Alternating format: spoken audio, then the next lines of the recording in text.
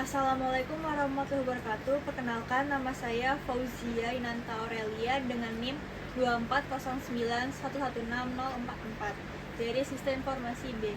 Jadi di sini saya akan mempresentasikan hasil diskusi bersama kelompok saya pada judul analisis supply chain di perusahaan Nike.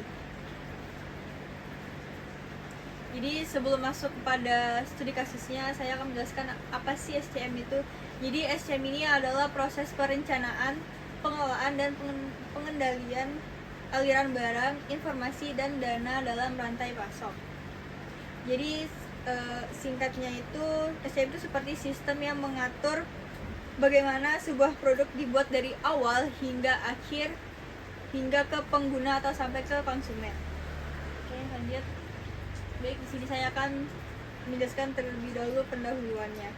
Jadi, analisis ini dilakukan untuk memahami bagaimana Nike mengelola sumber daya dan rantai pasokannya mulai dari produksi hingga distribusi produk ke pasar global dan konsumen akhir atau pengguna. Jadi, SCM pada Nike ini dibagi dalam beberapa tahap utama. Yang pertama adalah plan. Plan ini dia seperti forecasting trends pasar, yang dimana Nike harus tahu tren pasar, apa yang lagi disukai pada konsumen, dan bagaimana kondisi ekonomi global. Lalu yang kedua adalah desain. Desain ini Nike nggak cuma bikin produk yang bagus, tapi juga harus memenuhi standar performa yang tinggi. Lalu yang ketiga adalah make. Dengan memiliki 900 kontraktor pabrik untuk berbagai macam aparel olahraga Nike. Lalu yang keempat adalah move.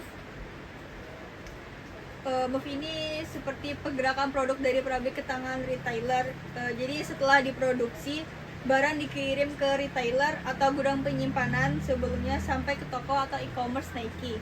Lalu yang kelima adalah sell. Nike menjual produknya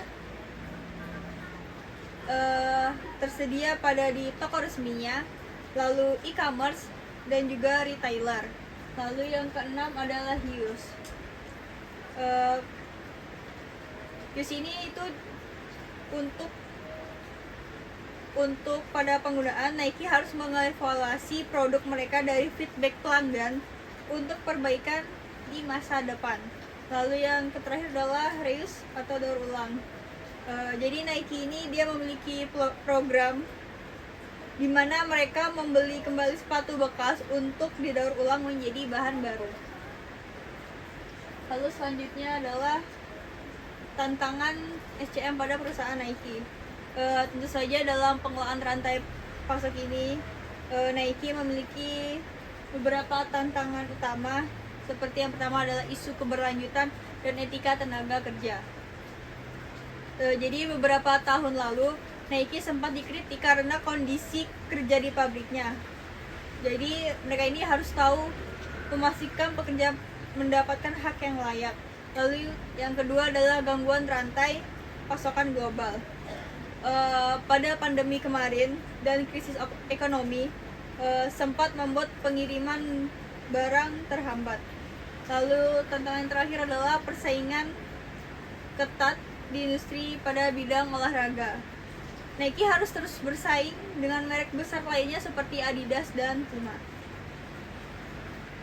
Lalu bagaimana sih perusahaan Nike dalam menghadapi tantangan pada SCM di perusahaan Nike? Jadi Nike dia memiliki strategi untuk menghadapi tantangan ini adalah dengan yang pertama adalah menggunakan teknologi digital. Jadi Nike memanfaatkan data dan AI untuk memprediksi permintaan pasar serta mengelola stok lebih efisien. Lalu yang kedua adalah dengan meningkatkan komunikasi dengan pemasok serta transparansi dalam rantai pasokan. Jadi dengan rantai pasok yang transparan, Nike bisa menghindari keterlambatan produksi dan memastikan semua berjalan lancar. Lalu yang ketiga adalah dengan mengembangkan program keberlanjutan. Jadi Nike fokus pada produk ramah lingkungan dan program daur ulang agar tetap bertanggung jawab terhadap lingkungan. Jadi kesimpulannya adalah Nike telah mengembangkan rantai pasok yang terintegrasi, inovatif dan berkelanjutan. Diharapkan dengan strategi berbasis teknologi ini dan komitmen terhadap keberlanjutan, Nike berusaha untuk tetap kompetitif di pasar global pada setiap tantangan yang ada. Jadi sekian dari hasil penjelasan saya pada presentasi ini. Semoga dapat dipahami. Sekian dari saya. Wassalamualaikum warahmatullahi wabarakatuh.